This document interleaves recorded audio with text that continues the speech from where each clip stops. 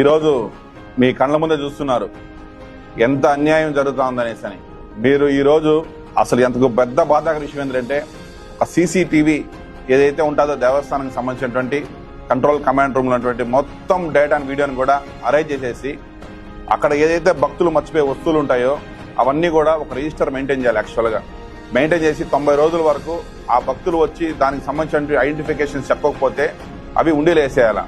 అవి కూడా ఉండీలు వేయకుండా అవి కూడా పంచుకునేసి, ఆ పంచుకునేసేటప్పుడు కూడా అప్పుడున్నటువంటి అధికారులు, అప్పుడున్నటువంటి మాజీ చైర్మన్ భూమన్ కరుణాకర్ గారు, మాజీ ఈఓ ధర్మారెడ్డి గారు, వీళ్ళందరూ ఒక గ్రూప్ అయ్యేసి ఈ వీడియోస్ అంతా అరేంజ్ చేసి భక్తులు ఏవైతే మర్చిపోతున్న కానుకలు అవన్నిటిని కూడా పంచుకునేసేయడం జరిగింది. దానిపైన క్లియర్ గా మీకు ఎవిడెన్స్ తో విజిలెన్స్ వాళ్ళు రిపోర్ట్ ఇచ్చినటువంటి సిస్టమ్ ఇది మీకు అందరు కూడా ఇస్తాం. సో ఇంత ఘోరంగా జరుగుతుంటే ఈ రోజైతే ప్రతి ఒక్కరు ఏదైతే మాట్లాడుతున్నారు తల ఉదయం లేస్తే భగవంతుడి గురించి.